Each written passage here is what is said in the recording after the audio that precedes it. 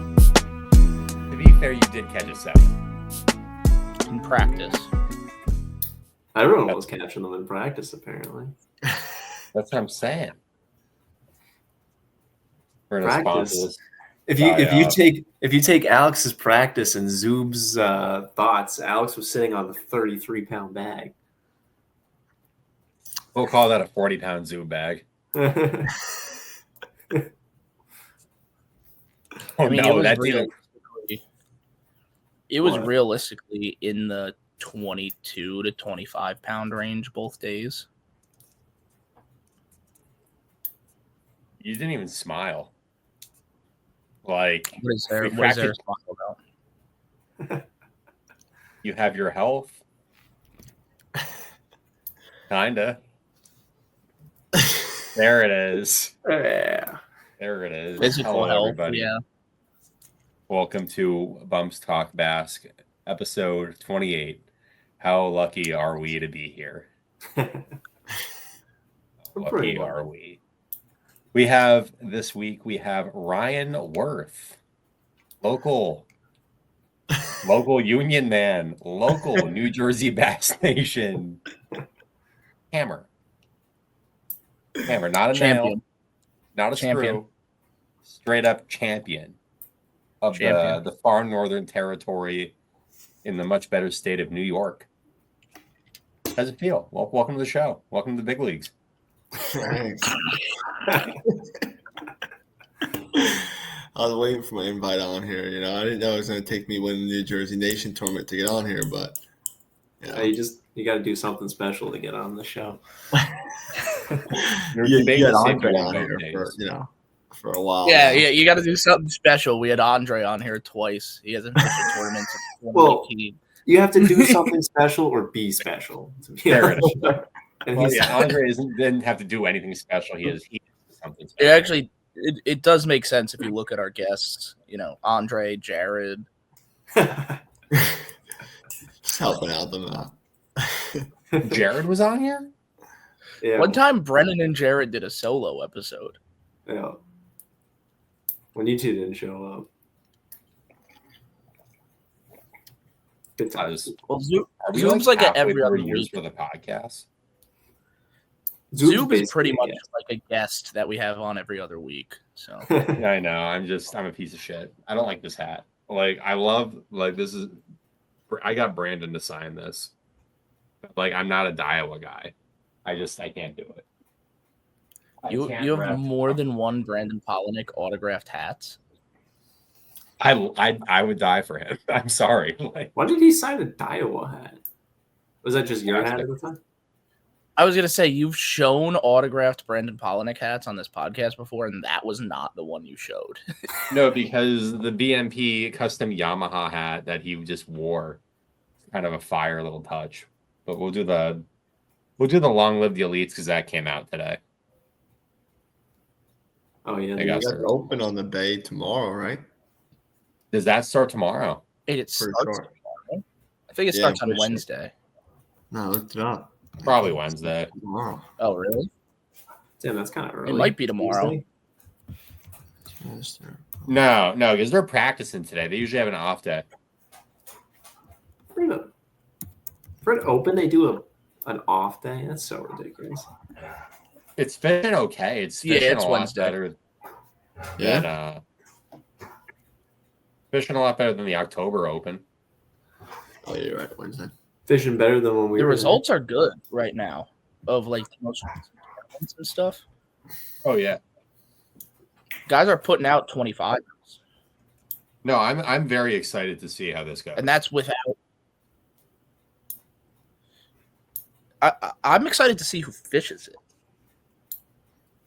What you mean, like local guys? Like, because if all those guys fish it, you're gonna see a top 10 of all people that we know, but nobody else knows. Yeah. Yeah.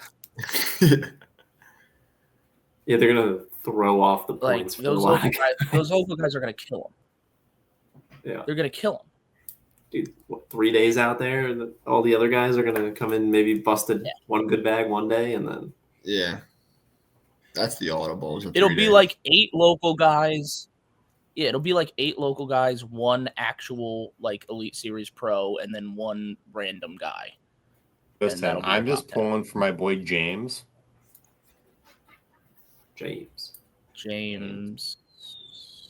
You could say you're darkest. You could say his last name, but you know what I'm talking about. Oh, Pulling for him. I have a couple of buddies fishing it, so they've all been saying they're catching them though. So we'll see. Greg's fishing it too, right? Greg's fishing it. Probably. Ray's fishing it. Yeah. There's a lot of names fishing it. So. Yeah, I mean, Gray and Greg are both like kind of locals. So I could see them doing well. I'd call Gray a local. Gray has local status. Yeah, I would say. Yeah, I can see him doing well. Anyway, focusing back up north, Ryan Worth. How was it? It was weird. The same kind of report Alex has. It was like having good practices and not really feeling that good about it. And then tournament day came, and I just went fishing. I was fishing. What was I fishing? North of Long Point, right? Okay. I'm not gonna lie, Worth with that hat, like not seeing any hair, looks like a little toddler. I'm not gonna front. Like he looks 30 years younger. come on, dude, don't do that to him. He's already self-conscious about his hats, bro. Don't hat. I Don't say love the nothing about hat, his but hats. like I don't know. He looks down at least 15 years. Down? That's better than up, I guess. Yeah, it's Thank a you. positive. In horse years, that's good. Yeah, I was fishing north of Long Point, right? No. No. You were south. South? Yeah. South. Yeah. Well, where you caught him, south. Are we really Second doing this day. again?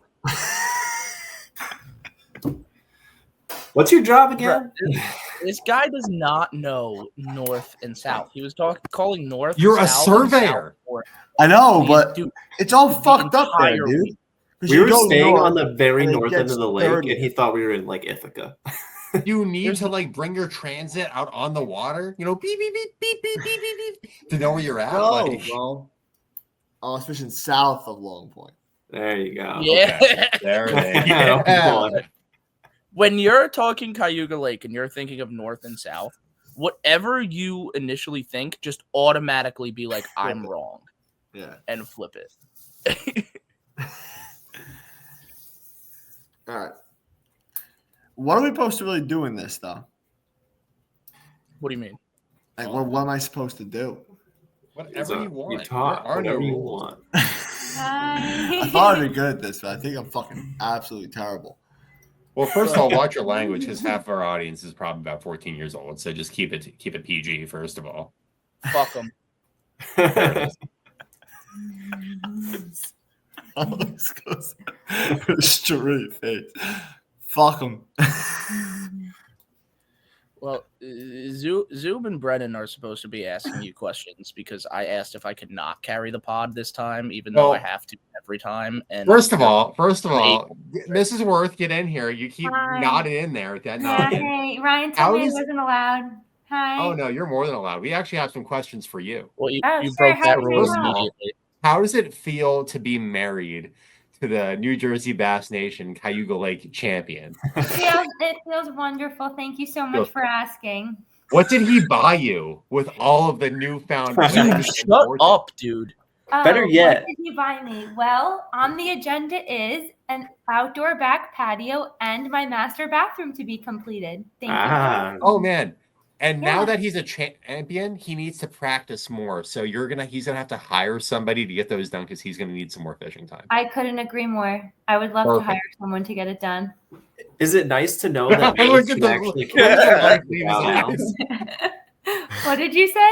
Is it nice to know that? that he could actually catch fish without Alex being there? It is, actually. on, dude. Because yeah, You Dave Moss? I always I always thought that he wouldn't win if Alex wasn't with him, but he did. So Think about the confidence. yeah, I mean, now you know he's a provider. You know what I mean? Yeah. Oh, That's I know. like, I wouldn't have married him until after he got his New Jersey vaccination. That's just me. You know, I would have waited it out to see if he was really a winner or not. You know. Yeah, I feel you. Good job, Zoo. Oh. Thank Thank you for the cameo. We're good. That's great stuff. Yeah.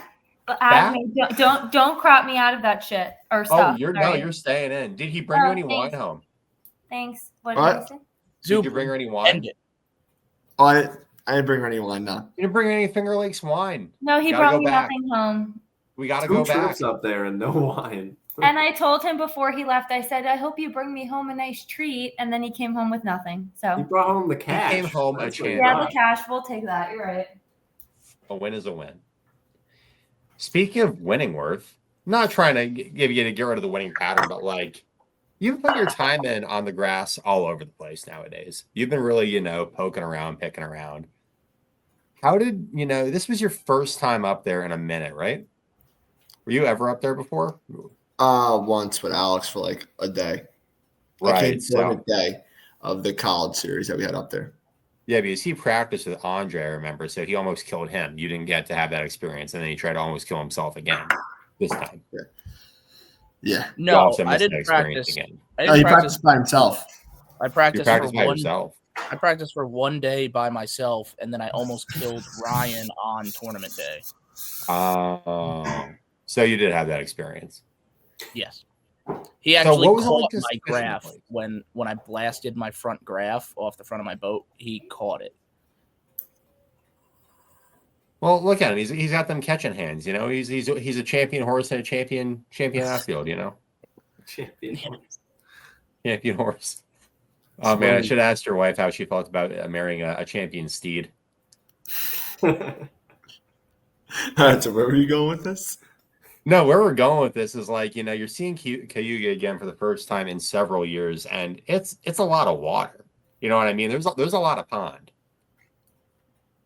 What were you taking into it? Like, how'd you break her down? Give me a little bit of a play-by-play. How'd you find the fishy stuff? So honestly, I went up there last weekend with my buddy Mark. We launched out of we had an Airbnb on the lake, and we launched kind of like, I guess, what was it, King Ferry area? I think it is King Ferry, something like that. Mm-hmm. Mm-hmm. We ran around for a little bit, like in the afternoon that day, and then we had a whole day the next day. And our plan was we started north, and we worked our way south. North, first thing I had to do was literally update all my units to change all my shading from the flats. Yeah. I do use contour shading a ton. Right. And I changed all that. And then there was a little flat that was painted out on the west side of the north end. It also it was a Friday that we were up there. And it was a Saturday. There was also some boats on it. So we went over there and poked around on it. I ended up catching 2 4s right out of it right away. And kind of expanding more. On every single bite I ever got, we just kept expanding more on it, and we ended up being able to figure out get more bites and figure out kind of the spot on the spot. Right. And actually that spot, what we think was a deep spot of milfoil inside this on this 12 foot deep flat. Right. But then when it came to tournament weekend, that shit was gone.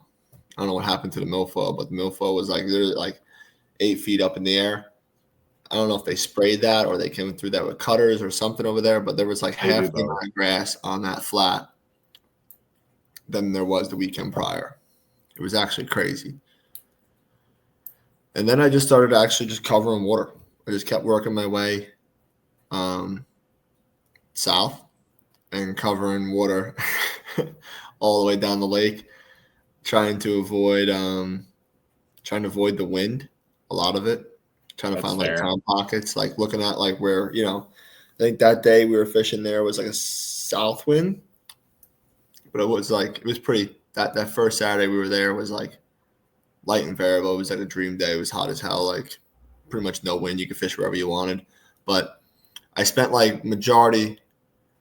I remember I fished up to like I think 12:30, 1 o'clock without a bite after that flat. I fished for like 4 or 5, probably 5, 6 hours without getting a bite.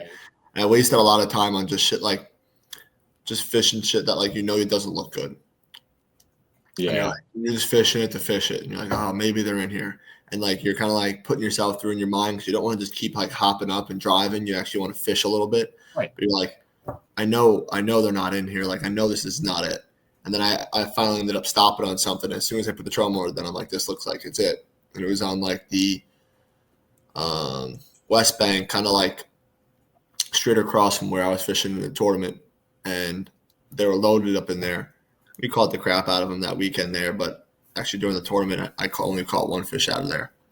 Was that where we first ran to when we pulled out?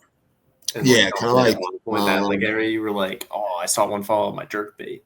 Yeah, kind of by like what was it called, Al? Oh, Sheldrake or something like that. Yeah, Sheldrake. Yeah, that's correct. Yeah, behind the Sheldrake Point area. And the milfoil in there was like beautiful, but it was like tournament when I was there that one weekend. It was like crystal clear, slick, calm, and then when we pulled back in there, what was it, Thursday? We pulled in there like late in the afternoon. It was glass calm in there. As soon as I rolled in, I got like I shook off like a 4.5 pounder right off, like literally like my 10 flip in. But I couldn't get bit there again in the tournament. Besides, like literally, I caught like a 2.5 pounder there on Saturday on a Senko. That was really it. Also, like 300 or 400 yards north of there is where I caught my 7.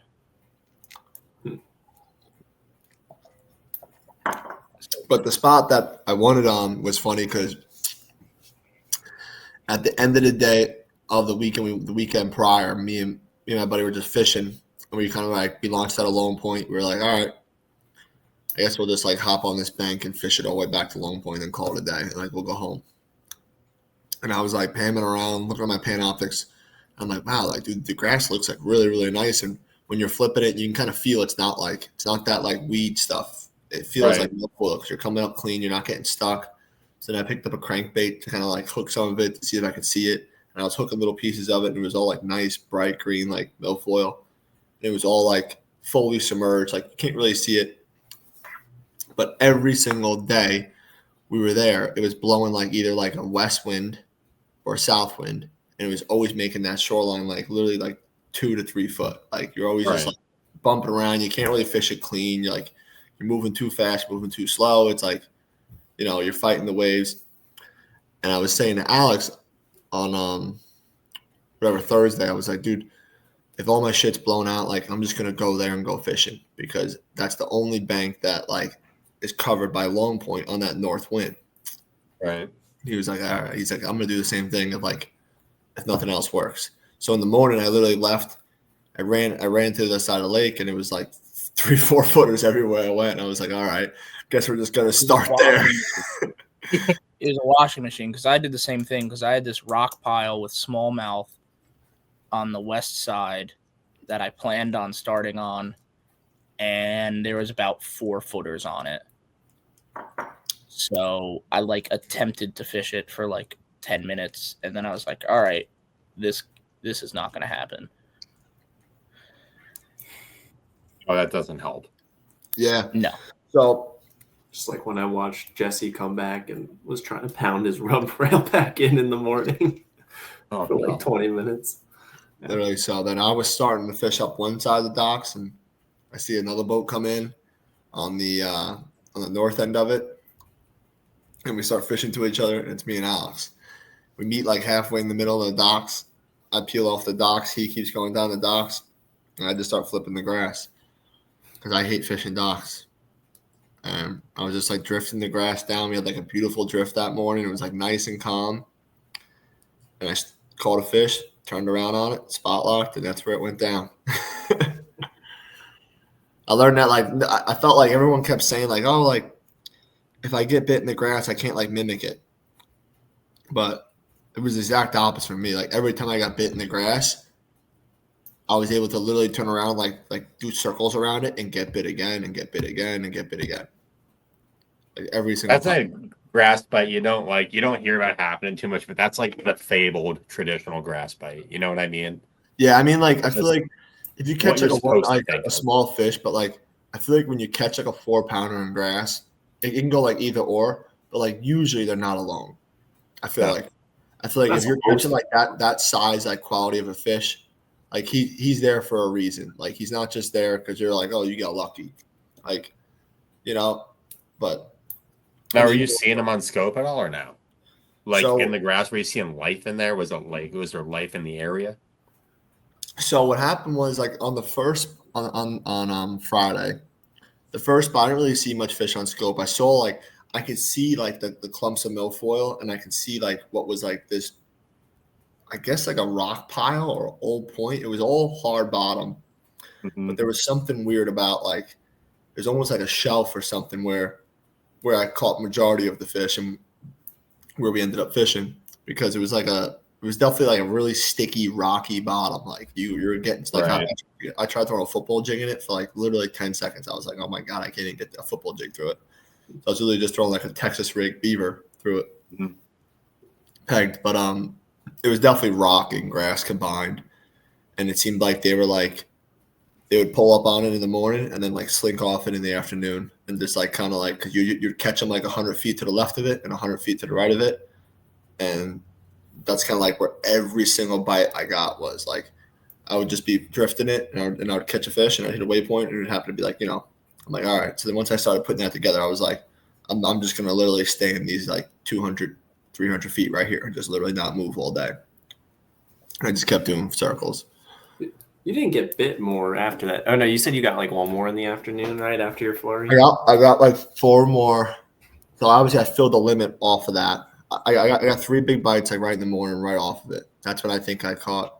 I caught like the 590 largemouth. Then I caught a 5-pound smallmouth, and I think it was like a 4-pound largemouth, all in a matter of like 8 minutes. And that's the one thing I was telling Al about at the beginning of the week that like, everybody's like, oh, there's a big, scope and smallmouth bite. And there's an offshore rock pile bite too. He was talking about, but a lot of times those big smallmouth are mixed right in there with the largemouth in the grass. Yeah, I could see it. I mean, just like pushing bait up there, probably, right? Early in the morning. And I mean, it's something that makes sense. It's not like that smallmouth was sitting in the middle of like a giant grass bed. Like he's fishing you're on with a rock grass mixed right on the edge. Where it drops down to like 200 feet deep. yeah, and you can see like balls of bait moving through and stuff. Like not as much as I did on like the other spot. I think because just the grass was thicker there, so it was hard to see and kind of pick them out. Right. But then I just kind of like slinked off to the right and just kept flipping. But it seemed like it was like a narrow strip of milfoil where like you can almost fish both edges of it. You can fish the inside edge of it and the outside edge of it. Like I felt like I wasn't getting bit if I didn't see like an edge. Mm-hmm. Like, you know what I mean? Like I wasn't just getting bit like flipping the middle of it. I felt like I had to be like somewhat on the edge or not. It was kind of hard to tell because it was like some spots it seemed like it got like pretty skinny where if I panned to my left, I could see the edge. If I panned to my right, I could see the edge. You know what I mean? Yeah. Right. But the rock mixed in was definitely the key over there at least. And then that was really it. I was flipping straight braid all weekend, which was weird. That really. I was flipping straight 30-pound braid to a half-ounce pegged, black and blue all day. And it was like pretty funny because I tried flipping floor and I really couldn't get bit doing it. But I don't know if it was because like it was just deeper. Like in the morning, I picked up straight breaks. It was like 5 o'clock in the morning. I was like, dude, it's still fucking dark out. Like, who really cares? They can't see shit right now. I could barely see shit. So I was like, I took all my green pumpkin off and put a black and blue on because it was kind of reminded me of the flats. Like the water was a little more like stained because it was blowing west the day before and kind of like crushing that bank. And I was like, all right. And I'm like, I'm flipping straight braid too because like I can't see anything. They can't see anything. Like it's pretty dark out here. And then I just stayed with it all day. I feel like you can just like in a deeper grass, you can work your bait like so much better and so much more efficiently, like trying to like pull it off the stalks of milfoil, Yeah. like over the rocks and stuff without like over exaggerating pulls. You know? I didn't come to this conclusion or really realize it until the second day, because I like always, for the most part, fish straight fluoro and like kind of like refuse to do the braid thing. And then on the second day, I was like, fuck it. Like, I'm going to do it. And I think I came to the realization that, like, when you're fishing, like, it was deep and thick, like, really thick for how deep it is. Like, usually those things don't go together. But I think when you're on that, like, long of an angle, it felt can't like have the the grass sticking to the fluorocarbon better and like sliding down the line. And like every other flip with fluorocarbon, you would come up with grass on your line. And then when you flipped with braid, you would come up with nothing. Like, I think the braid was just cutting through the grass better because like it's so deep and you're on more of an angle, because it's like it wasn't really like a flip like right in front of the boat. Like, it was a flip like out a decent ways. And like that like 45-degree angle through the grass, I think the fluorocarbon just wasn't performing well with that. And I think it just the you got more clean casts off with braid. Yeah. And I feel like you can like just fish kind of more efficiently. Like it's kind of like in saltwater where like you're like downing your line size. Like 30-pound braid is like what equivalent to like what 12-pound test? Yeah. Not even. And like you can just like have thinner line diameter and get down and feel better, like feel the bottom better with a half ounce as compared to like trying to bump your weight up, you know. And then you wonder if it's a transparency thing as well. If you're worried about visibility, if you're you're not using a 65 braid, you're not, you're using a really thin braid already. It's and you're in a heavy cover situation still. That's why I was like, you know what I mean? Yeah, I kind of settled in the middle there. I'm like, I don't think I need 65. Like, I'm not gonna break 30-pound braid. Like, I'm setting the hook pretty hard, but I'm never gonna break 30-pound braid. Like, no. I've never done the straight braid. I'm a big braid to leader guy. I do braid to leader on everything. Yeah, I can't do it. It like psychs me out. Psychs me out with that hook set because I set the hook pretty hard. I actually was straightening out. I was straightening out the Hayabusa hooks. Oh yeah, man! Don't be talking about the Hayabusa hook. You must be. I was straightening out those. Bro, it was such a. I never straightened those hooks ever. Those hooks are fucking. I love those hooks, but I think it was because it was so deep that like when you hit them, they just didn't move. Because like you would hit them like 12, you can have a freaking like if it was fluoro, you would never straighten them like because it would just that's the way fluoro is. But because I'm fishing that straight braid in like 13 feet of water, you just have no stretch. I was literally straightening them. I think it's how you hook them too. Like obviously like if you caught them like right at the top of the mouth. But yeah, I don't know. I'm gonna have to buy some if I ever go back there, which I'm probably not gonna. I'm gonna have to buy some stronger hooks. New Jersey Nation's going. I don't really like the Gamakatsu Superline ones. I feel like they're too thick. I actually did break straight braid off on a fish, which that was just my luck this weekend. But I absolutely cracked one and pulled them up like 10 feet on the hook set, and then like 3 cranks in, my line just went. Doop. That's you broke that one off? Yeah. Oh my god!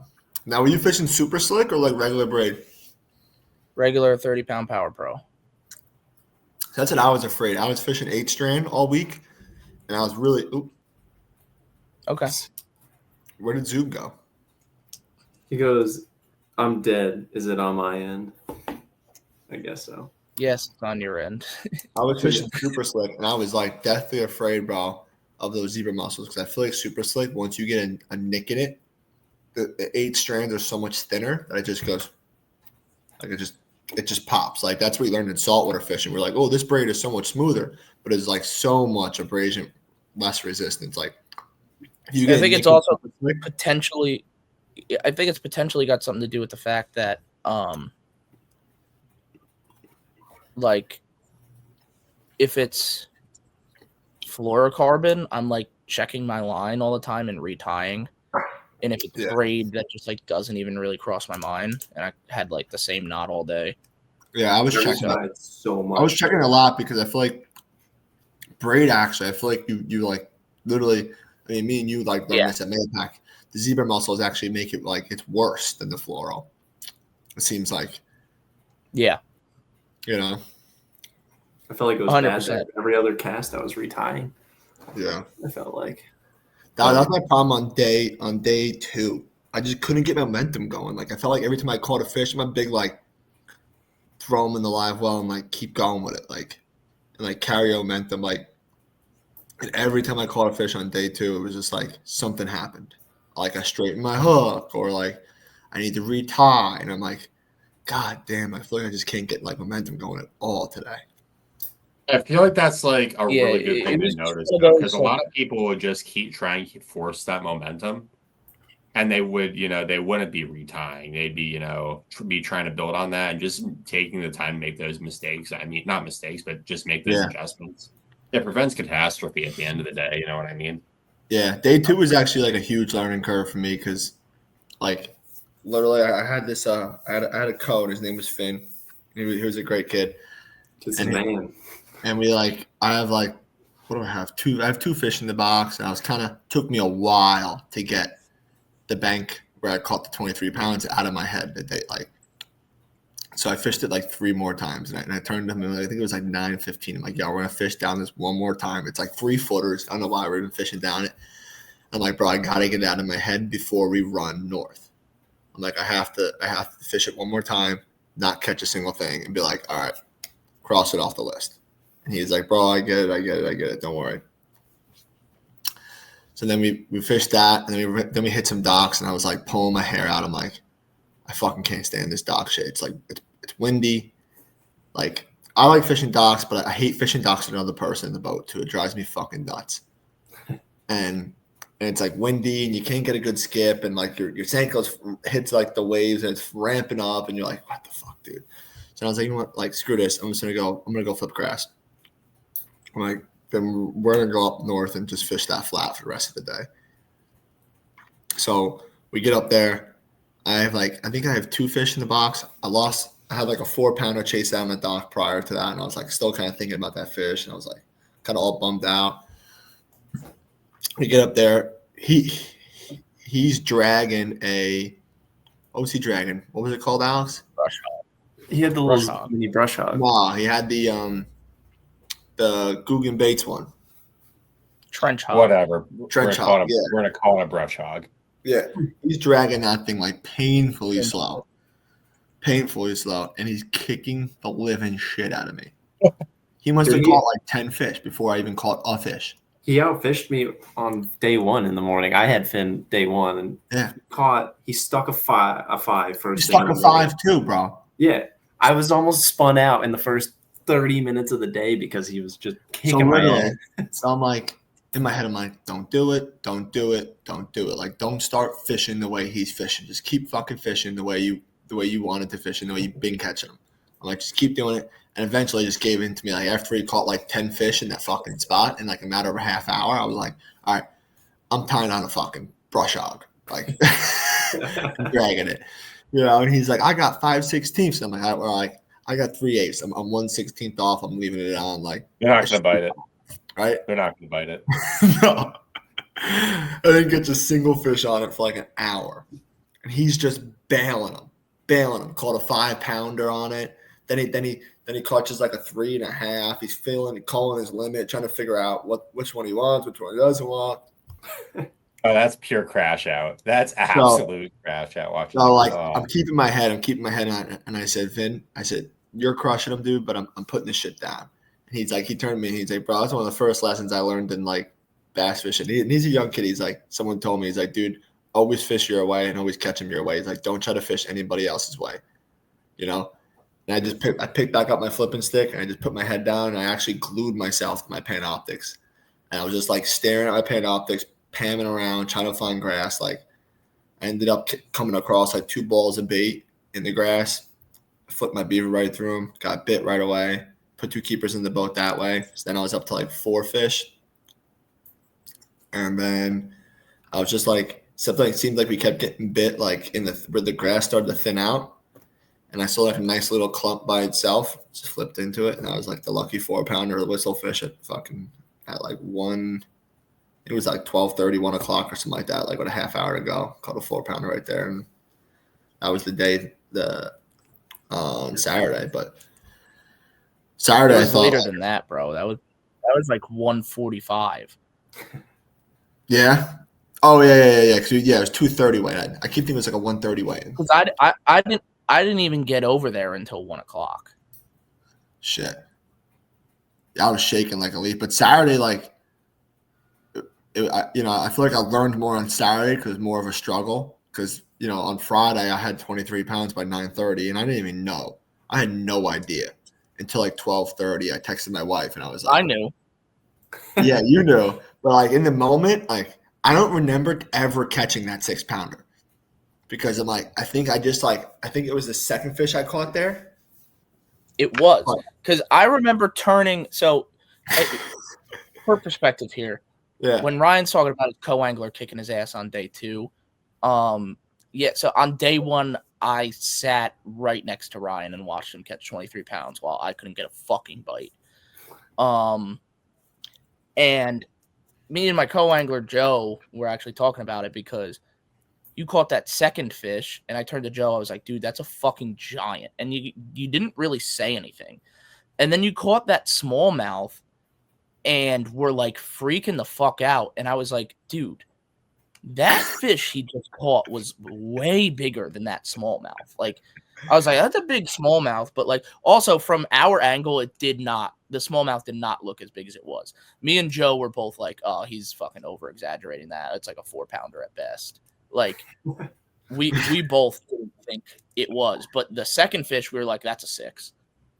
Yeah, I had no idea he was in there. We knew it right away. I had no idea he was in there until I caught a 3.5, and I was like, oh, he should cull. And I went back there. I'm like, looking at all the fish. I'm like, wait.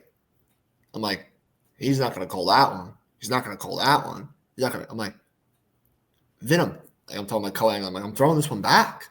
And he's like, what do you mean? I'm like, everything's bigger than 3.5 pounds. He's like, oh, shit. I'm like, yeah. I had no idea. I'm like, dude, when did this one get in here? Because I think, like, in the heat of the moment. We go back to weigh in, and we're on the dock, right? And Ryan pulls up next to me, and I'm talking to a guy, and I'm like, oh, Ryan's got a bag. And the guy turns to Ryan, he's like, oh, how much you got? Ryan's like, oh, I don't know. And I'm like, come on, tell him how much you got. And Ryan's like, 19, maybe 20. And I'm like, Ryan, bro, I watched you, and I didn't even watch you all day. I just watched you for a couple hours, and I know for a fact you have more than that. And he was like, really? And then, like, I climbed on his boat. We were going through the live wells, and I'm like, dude, you have so much more than that. Yeah. Because I was just like. It was 23, by the way.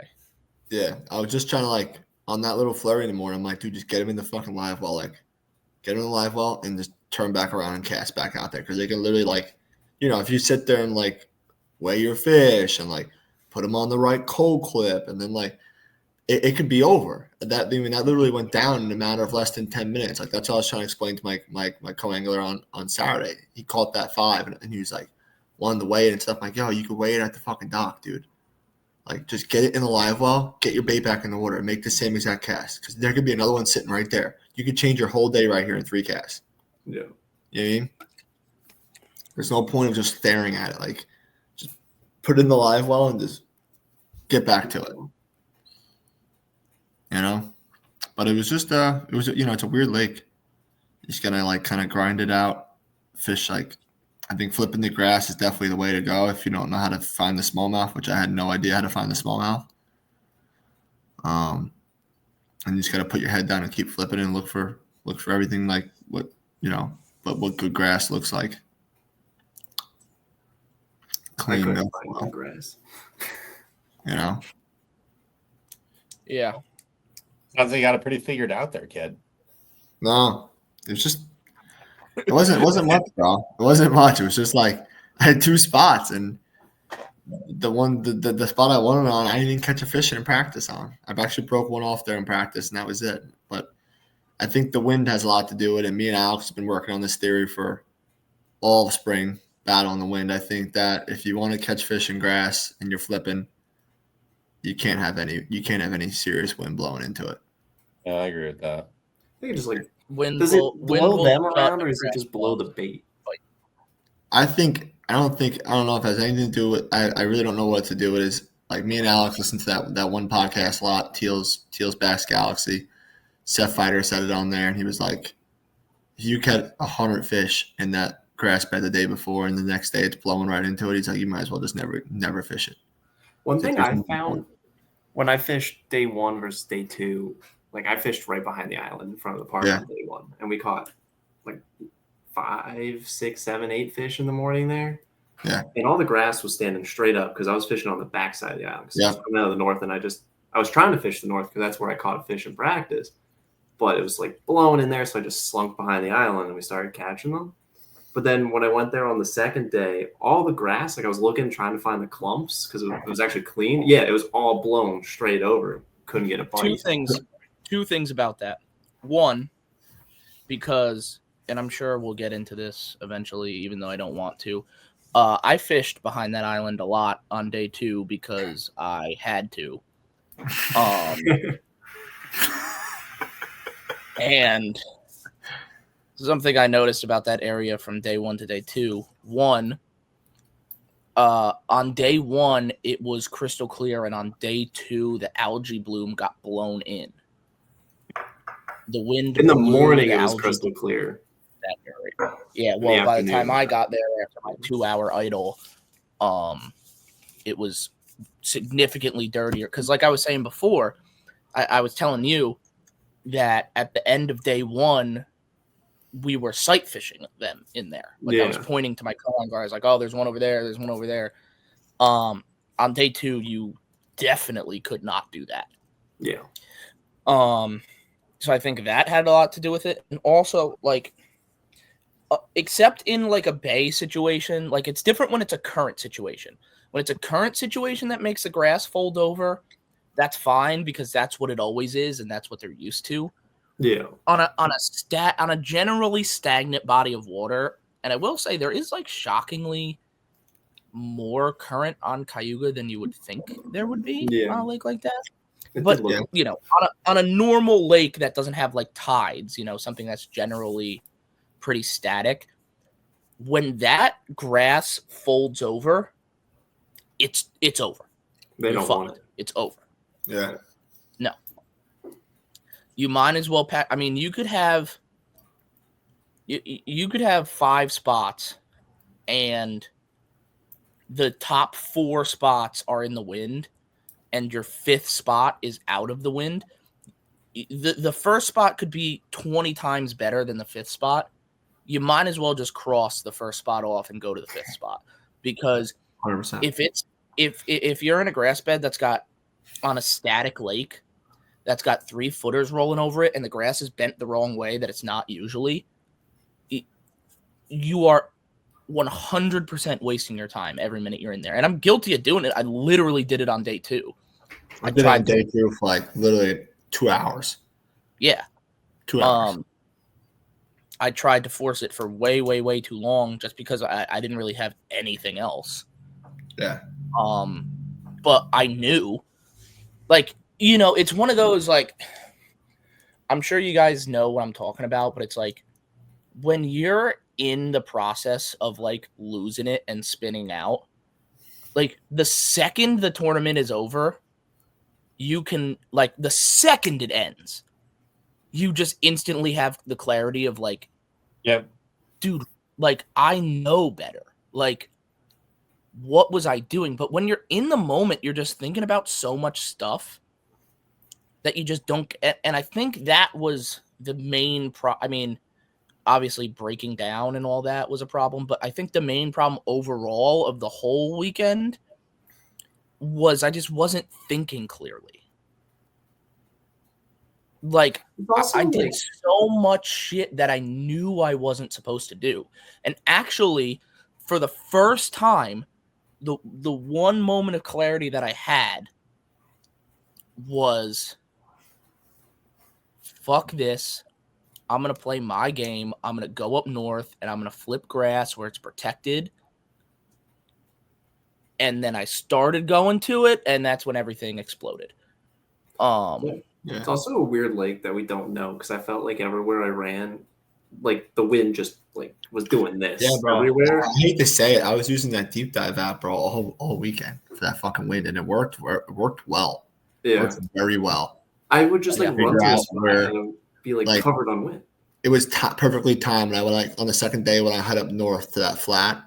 I was looking on the deep dive like weather app, like for the wind, and it was like, oh, the wind's gonna turn like west here at this time and like start. And I literally pulled up to that flat, and it was like a little bit of rough. Then half hour later, it was just fucking slick. Slick. Because that's why I felt like I wasted so much time running to places where I'd be like, oh, like it's gotta be protected over there. And then I'd get there and the wind would still somehow be blowing on it. For like the whatever $60 a year, I think it's fucking worth it. Just for like the little map, it shows you where the wind is, and like it's hard to picture in your head because you sit out there and you're like, oh, it's not a west wind, it's this, and then you get on the shore and you see the flag, you're like, oh, it's fucking west. But it's like, dude, when you get into like a wide open like wind tunnel of a lake, like the wind direction could be this, but like it just like wraps around. No, it's the way it wraps Like- around the mountains, and just the cartography of the mountain just really messes with that place up there. Yeah. And just like you have to make that on the water wind adjustment, unless you have, just a pure north or pure south wind, which is just. But that's the thing, is there's plenty of ways to hide and find yourself if it's an east or a west wind. When it is straight north or straight south, there's hardly anything on any part of that lake protecting any bank when There's you're like 2 going points. straight this way.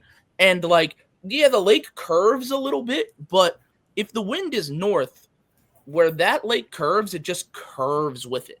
Yeah. Like, the wind will wrap around that point and meet you on the other side. On that north wind, it's like you have the island and you have that like literally long point area to protect you, and that's the only 2 spots you got.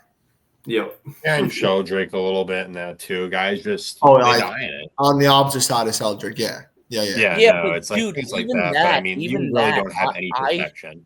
It doesn't. I Even had a behind lot them. of stuff. I had a lot of stuff over behind that Sheldrake Point that I wanted to fish on that north wind. And I ran over there, and like the bank was protected by that point for like maybe 300 yards. Like Yeah.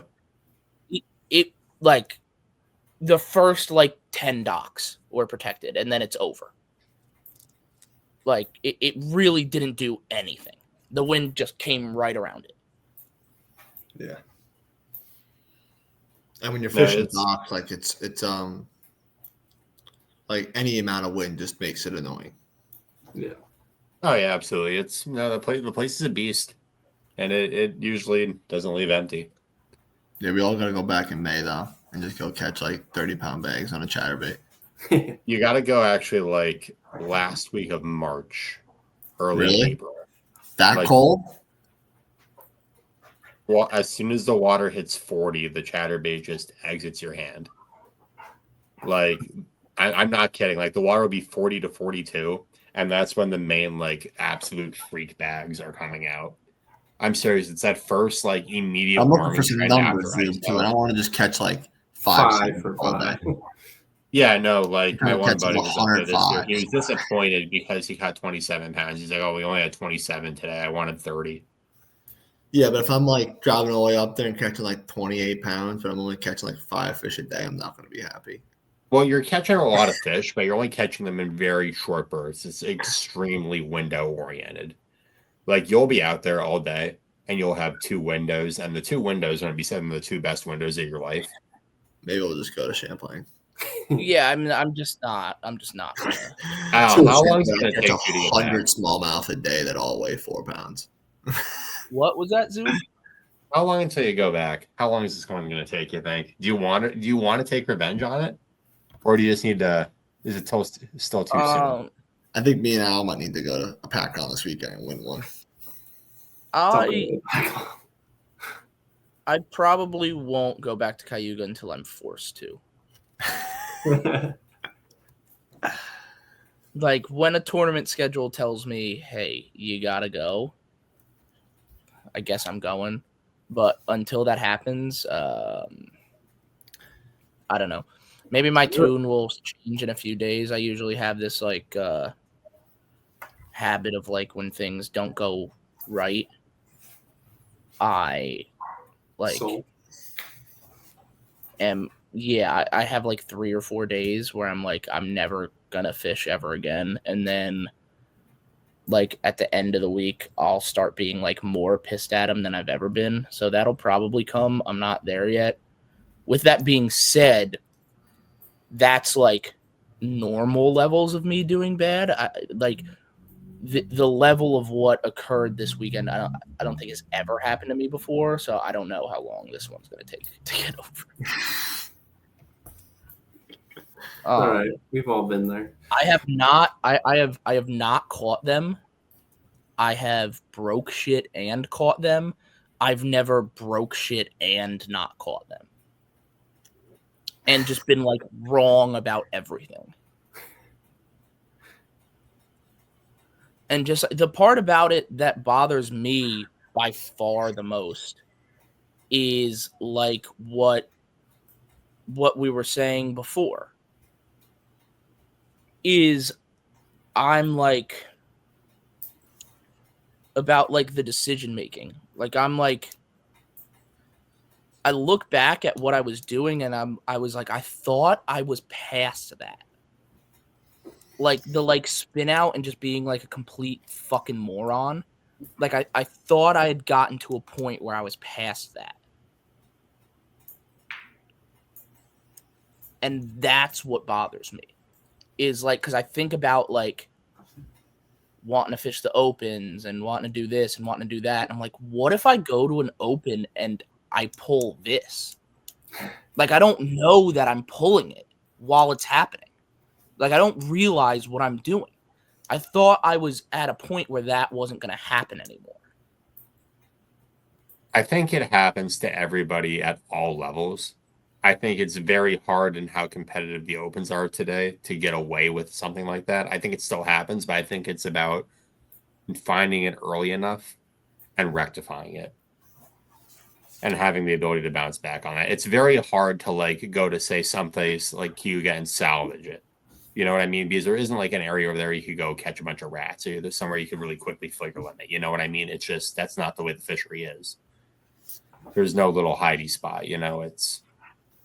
Yeah, and that's a problem with me. I mean, we've talked about this before. Like my usual like style and like strategy is like, let me just do whatever I can to get like the most bites, and like hopefully the size like shakes out like based on that. But I'm usually not like okay, let me go up here and like fish for 5 bites all day because I know they're gonna be big. Like I'm usually like I'm going to do whatever is the way I could get the most bites.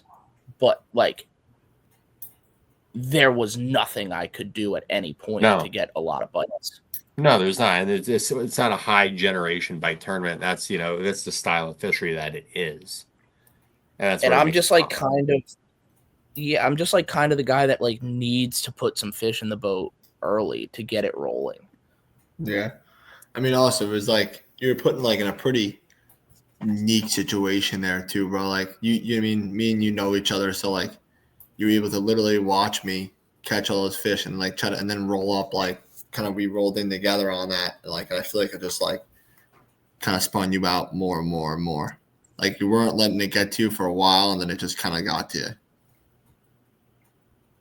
Well, really what happened is that I finally got that bite that I needed, and I hooked like a 4-pounder or like a 5-pounder, and I got it to the surface, and it just like rolled and came off.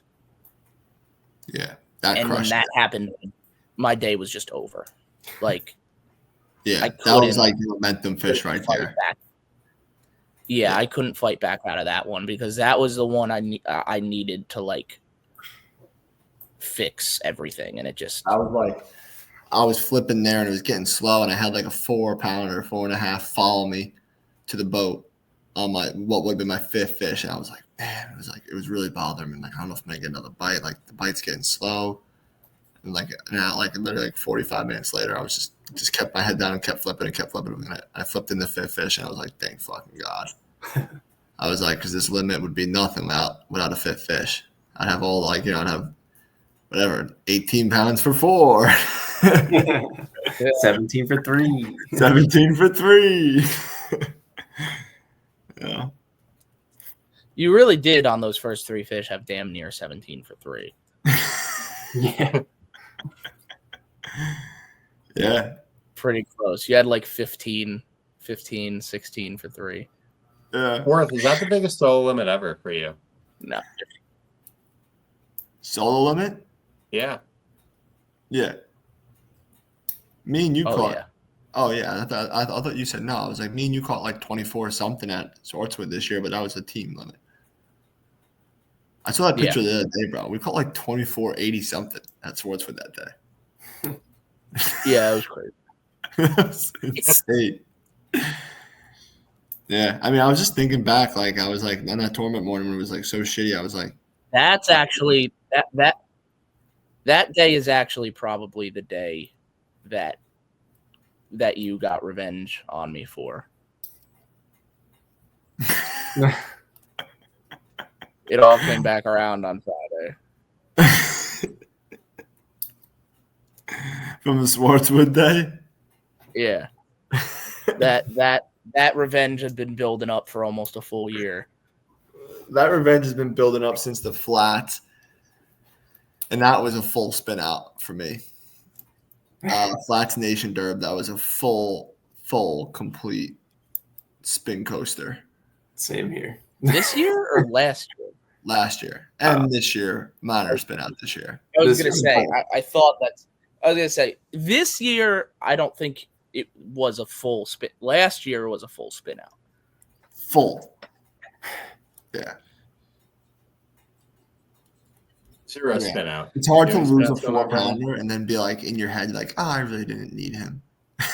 I actually, Yeah. on that day fought through the very, very early spin out and then flipped it and then forced a spin out on you.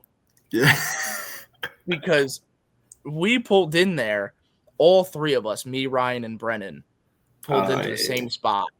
And we're like, we're just going to fish in here together. And Ryan catches 2 like immediately.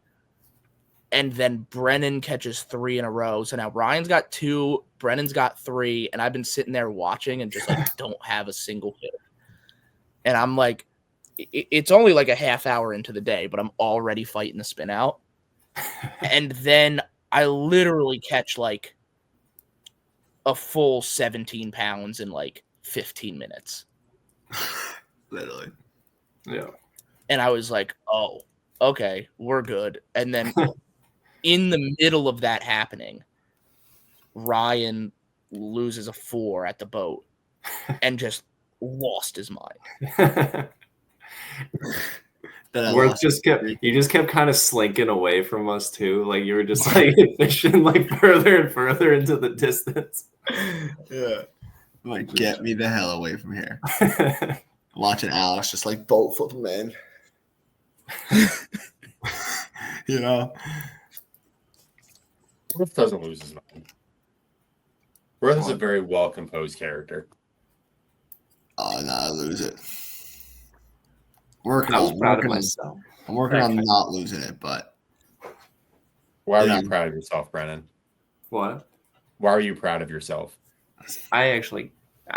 Worth to win. You know, Worth crushed my thunder on Friday, but when what's it called? When I passed you guys in the morning, and I finally had like worked up to when I passed you. And Al said you had like giants, and I was like, okay. And then when I passed you, I had like 18 pounds at that point. And you were like, I might have like 19, 20. And I'm like, oh, maybe I was just exaggerating. And I was like, then I was kind of like, ooh, I have a chance at winning now. I was like, damn, I'm like one bite away. he kept saying, he's like, oh, I hope I have 20. Oh, I hope I have 20. I was like, dude, you had 20 3 hours ago. Yeah, I didn't call all day. Literally, at 9:30 came. Every single fish I caught after that was too small. It's correct. I was grinding, and when I got to like my like last like call, and I had like 19 something pounds, it was like 2 hours left in the day, and that's when I started absolutely panicking because I was like, I'm so close. I could do it. And then when you came in, I was like, oh, never mind. We didn't. Bro, I Day two remember was looking in this live well and like turning that 6-pounder sideways, and I just turned around. And I was like, dude, it's over. And you were like, what? And I probably shouldn't have said it because like nobody had even weighed in yet. But I was like, yeah, you won. And like even at the end, you were like, did we miss anybody? Like who weighed in? I was like, dude, shut up, you won. And you're like, no, dude, no, I don't know. I was afraid there, bro, because I'm like, it can happen so fast there. Which, because honestly, it's like, I didn't think 23 was going to take it. well, that's what I was going to say. If it was Wednesday or Thursday, it wouldn't have. Yeah. Which is crazy. Which was the thing. But, like, I knew, dude, like, based on how the day was, like, obviously it was particularly fucked up for me. But just, like, based on how it was fishing, like, I knew, like... I mean, like, 70% of the lake wasn't fishable. Yeah. Yeah. It was just, like, one of those things where it was like, dude, I know they're not going to smash them. Like... Everybody you talk to, like, yeah, I don't know, like, no. So many people blanked. So many people came in with 1, 2, maybe 3 fish if they were lucky. Like, I mean, there was probably only like Ryan 5, Smith, 6 limits. Ryan Smith, the guy who wound up winning Angler of the Year, blanked on day 1. Yeah. Huh? Yeah. Yeah. That was his drop, but Oh, you got a drop. Yeah. Oh. It was a rough. Yeah. Saturday, I got the most bites I ever had on that lake. Yeah. Well, it was It only was, your second time there. Yeah, Saturday we lack size. We need to get those big bites in the morning. We just got small bites in the morning, man. Yeah. Yeah, like Friday, I caught 8, 9 fish, maybe. I fucking knew Saturday was only going to take like 19 pounds. Yeah, Saturday was rough. Saturday, like, I can't say this with like too much confidence, but I know based on what I was about to do and how it wound up shaking out, I know that if my boat didn't blow up, I would have had a good bag on Saturday. Yeah, you'd have went to that flat. I'll end up being there right after you, and you would have just put your head down and flipped for 4.5 hours. Yeah, I mean, I would have gotten there early enough that I would have had plenty of time to well, all right, I guess we'll get into what happened. I was running up to this flat on the north end that Ryan's been talking about. Pretty early in the day. It was still like 10 o'clock, I want to say. When I'm just driving up the lake and I just hear bang, bang, bang, and I turn around and my power pole is hanging off the back of my boat, just slapping the back of my boat. So obviously I stop. The bracket that holds the power pole to the jack plate had just completely snapped off. It flew back, smashed into the back of my boat, took a big gouge of fiberglass out of it. I mean, completely took the whole gel coat off and gouged a decent bit into the fiberglass. And like kind of smacked into the engine a couple times too that I was a little worried about, but so that was fine. But I was like looking at the engine to like see if there were any marks or anything on it, and I noticed that, and I still to this point have no comprehension of how this happened, but my engine is like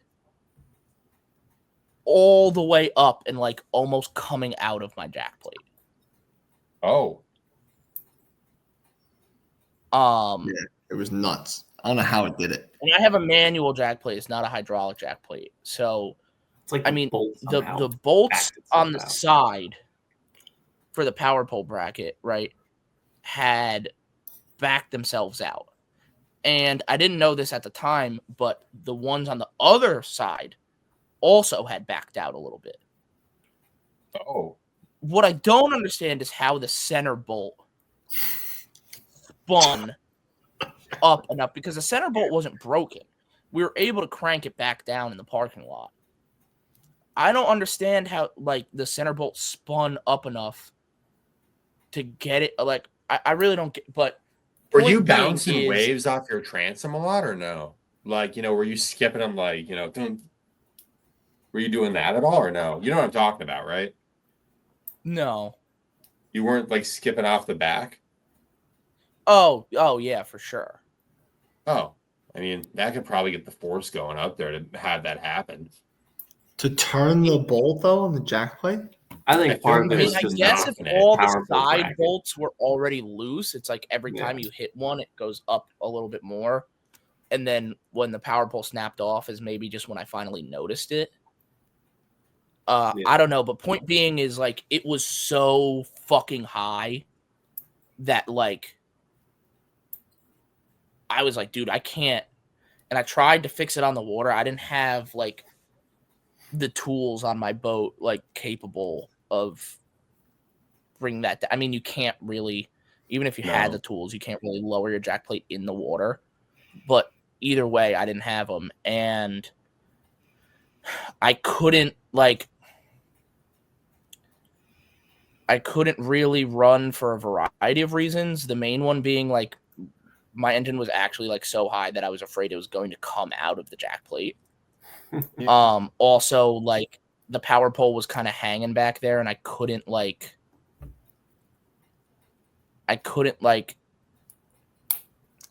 get it completely out of the water or like tied down. So if I started running, it would have just been like smashing into my boat over and over again more. So I had to idle all the way back to the ramp, which took like a really long time. And then I called the tournament director to ask if I could like pull out to try to fix it, and he said yes. So I pulled out and tried to fix it at the ramp. And like couldn't really. I mean, I got it down. I got the jack plate down a little bit, like literally with an adjustable wrench, like just like hand turning it. And then I was able to like tie off the power pole, like pull it up and tie it off to a point where like it would at least stay in place. And then I went back out fishing, but at that point in total, I had probably lost about like 3 hours of the day. And I had resided to just fishing next to the ramp because I still didn't really want to run around. And then I lost like a 3-pounder on a drop shot, like right next to the ramp, and started to freak the fuck out. And I was just like, you know what? Fuck it. And I drove over to that grass flat, like at like 15 miles an hour, literally like holding the power pole rope in my hand. Yeah, I see him come in. I'm like, oh boy. Yeah, I came in and Ryan was on that flat already. I just looked at him and I was like, dude, fuck this. Like, I don't care if it all falls apart. Like, I'm not dying over there. Like, I can't do it. And yeah, I pulled in there at like 1 o'clock and I was still all discombobulated. It took me a while to figure it out. And then right there in the last half hour, I started getting bites. I put 2 keepers in the boat, 2 more keepers in the boat. And then I snapped my line on one. And then I caught a couple shorts, and I flubbed a couple hook sets, but I caught some fish and like You broke off on one there? Yeah. Shit. I said it to you. I turned around. I was like, dude, I just fucking broke off. Pickerel. But yeah, There was a lot of snot rockets in there. Now, did you learn a But, valuable lesson from this, Alex? What is the lesson that is to be learned from this mishap?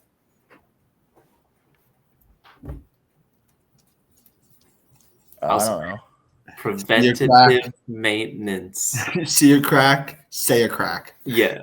How long have you had that crack on your power pole? Oh no. Are we doing this now? Before any of the viewers feel too bad for him, how long has that crack been on that power pole? Since I bought it. Oh yeah. When was that? Brennan Last year. just salting the wound. Yeah. Brennan's just dumping salt. This man. Well, the other one's cracked now too. The other side had no crack at all going into this week, and now it has a crack in it. Probably because those bolts loosened out and made it flexing. Caused it to flex. And they more. also don't have the port side in stock. Oh jeez. Are you gonna buy the same exact Yes, mount, the or are you gonna buy side? like a better one? You can only buy what fits your boat. Well, you just need There like are a different shapes and angles to fit You like, get a your jack Talon plate and your bracket? hull. And the Skeeters have that slope That on the weird back. slope, yeah. So there's only one power pole bracket that works. Yeah, is this confirmed with Mr. Patrick? Yeah, I don't even want to talk about Pat. He's fucking pissing me off. But but yeah. Yeah, he fixed your live scope, so Yeah, he did. But he wouldn't have if I didn't say I sent he was just not answering my phone calls, and I sent him an all caps text message. This is life or death urgent. You need to call me right now. And then he instantly called me. Yeah. that was And also it another thing you didn't have on Friday. So, Yeah, that's a whole nother thing. My live scope just completely didn't work on Friday. And it's like I should have just like turned it off and like put my head down and just like flipped grass like I used to. But it's like that is one thing I learned. I learned that I'm like so hard. Dude, I'm like over like my Right. live scope guys will get what I'm talking about. It's like even though I didn't really need it, I felt like somebody had taken the eyeballs out of my like dude, Yeah. I don't You're like, broken. bro, it's actually really bad. Like I'm destroyed. I cannot fish without it. Yeah. I can't fish with dude, I can't skip docks without it. It's literally what my coach said to me on Saturday. He was like, bro, like, we're flipping grass. Why are you staring at your live scope? Like, bro, it's just the way I am now. Like, I'm always just looking for I just like have to feel like I feel like I don't know what's around me. Like when I'm flipping without live scope, it feels like I'm just casting into the void. it's Like you might as well put like, like those like painted sunglasses on. like I just feel like I'm So when is Finn coming on, by the way? Finn the Hammer. And the hammer, we should have them on, yeah. When are we inducting Finn into the bums? Finn beat us all. Finn clutched up 2 second That's what I'm places. saying. His name's Finn. That's as fishy third as it on gets. Saturday, he said. Oh, we got third. Yeah, I texted him. my boy Kendry won. Kendry, yeah. Kendry won. My boy Kendry won on Sunday. That's my man. I had Kendry one time on a flats tournament. He's on the back of my boat with a 6'6" spinning rod, 8-pound test, barrel swivel to a green pumpkin jig. And he sat on the back of my boat and just held his spinning rod like this and just dragged the jig through the grass as I moved around. And we absolutely crushed him. Me and Kendry both. We just caught the piss out of him both days. But for this series, it's a 3-fish limit for co-anglers. Kendry had like 12.5 pounds for 3. Oh, he crushed him. Yeah. But Kendry's a hammer. that's my guy. This Sunday when he won, he had He had almost 14. 14 pounds for 3. Yeah. Maybe we got to dumb it down Randy- a little bit. Randy was like Taku Itoing him because Kendra doesn't really speak English. So Randy at the weigh-in is like, and he's not Japanese either. He's a Spanish guy. But Randy was giving him like the Taku treatment. He's going, say Big Mama, say Big Mama. And Kendry's like, what? Like looking around, what? And Randy's like, say Big Mama, say it. Like, Big Mama, and Randy, there you go. Stay. Dude, it was actually hysterical. He just wouldn't drop. He's like, no, say it. That's my guy, though. Kendry's one of the best co-anglers ever. Guy gets so excited when you catch a fish. The whole day on the flats, like at the beginning when I was first catching them, like every time I caught one, he would be counting them out to me because like the only thing I understood that he said was like numbers. Uno. So like I as I was catching fish and like filling my limit, he'd be like, oh, Trace, yes, Trace, yes. He'd be like freaking out when I caught a fish. Is that the Bailey's So guy? awesome. Yeah, Irish Yeah. cream Bailey. yeah. You were on I my didn't boat, realize and until I'm after. cleaning my boat out. And I just found like a bag of Irish cream Baileys in my cooler. He's like, yeah, Kendry was just slugging those puppies back on the back of the boat. Well, dude, I didn't even. So I was borrowing Ryan's boat for that tournament, and I didn't even really like notice or see what was going on. But like, I gave Ryan's boat back. He's cleaned out. He's like, dude, what are all these Bailey's Irish cream shooters for? Like, what were you doing? And I was like, that wasn't me. I was like, shit. I guess Kendry was slugging him. I didn't even see him doing it. He's a sneaky Kendry. Yeah. No wonder he's always happy. Guy. He gets even to this day, he gets so excited whenever he sees me. Like I saw him at the boat ramp on Friday and he like ran up and hugged me from behind. I was like, oh, Kendry. And at every weigh-in, he comes, because we still can't really talk to each other that well. He runs up to me and he goes, and I gave him and you could just see his soul leave. Like he was so upset for me when I gave him the thumbs down. He goes, Oh no. no. I was like, I'm sorry I let you down, Kendry. He's like, no.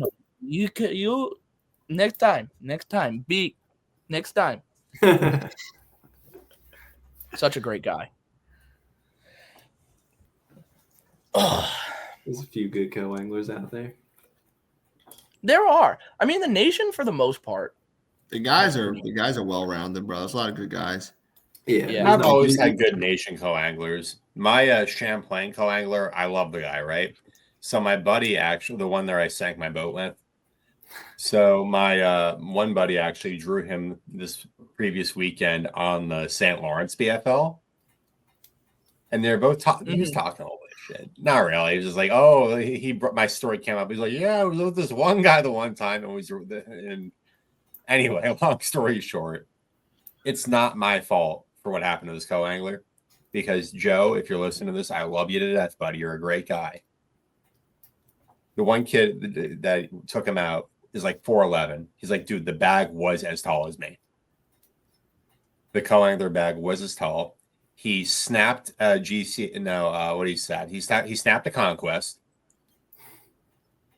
in this tournament, and then he also had went to go net a fish, and he had another smallmouth pull a Conquest into the water while he was netting a fish for the boater. Yeah, rough go. This guy might just be bad vibes. Me and him in a boat was kind of destined for disaster. Yeah.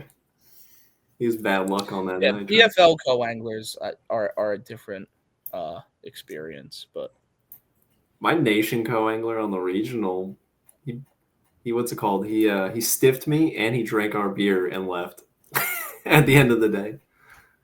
Not my Well, I favorite. mean, good, because you shouldn't be drinking beer when you're fishing, Al. I'm sorry, Brennan.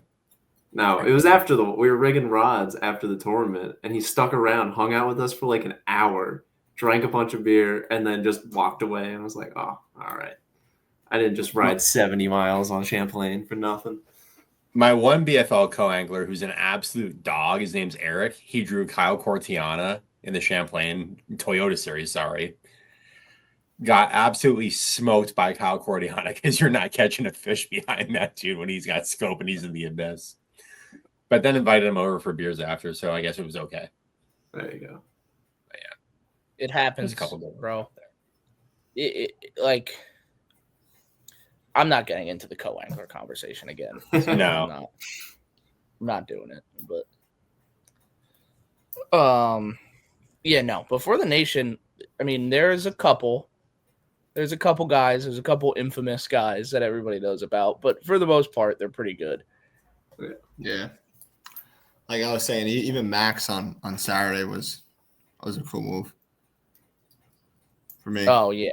He's like, yo, he saw me fishing that bank by Long Point, and he was like in the morning, he's like, yo, is that what you called him? And I was kind of caught off guard. I was like, yeah. He's like, all right, I'll make sure I won't stay off it for you. He's like, I don't know where I was gonna fish today, but he's like, I didn't have a good day yesterday, but he's like, I'm definitely not going there.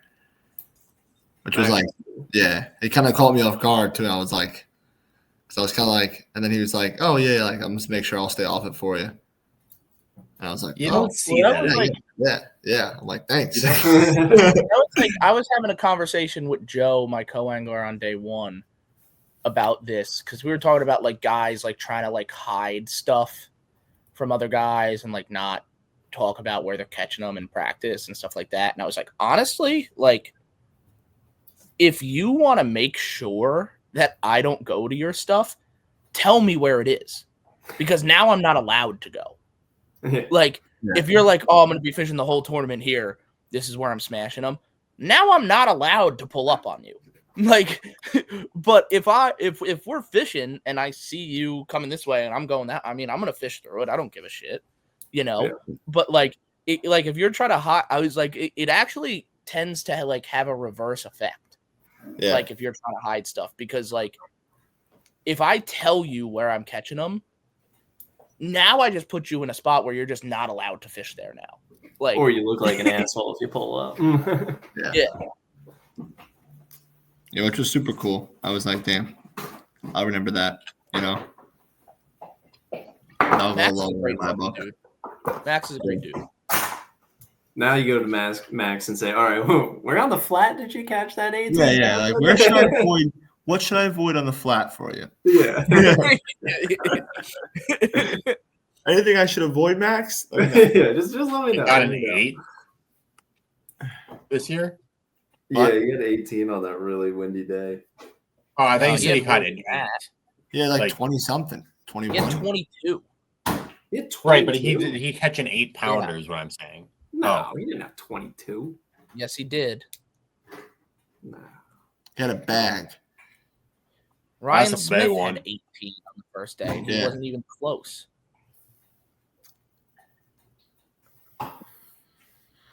Yeah. All right, boys. I think I'm going to knock out. I get up at 4 o'clock for work. I think it's about that time for all of us. Yep. Fine by me. What do you laugh at? Bye, Sam. Who are you talking to? Yeah. Bye. Bye, Sam. Bye. Well, he was talking shit. Al, you want to go beat up Byram on Saturday? Probably. We're going to go make some money on Saturday. They have it back home. I can see the look through the computer. I know the look you're getting right now. I don't even need to see your face. But yeah, when we come home with big plug on with some, $800 richer. There you go. Kind of just want to show up and just. You're a local hammer now. Yeah. Tried and true. All right, I'm going to bed. We're better on the same page. Good night, everyone. Peace out, bones. See ya.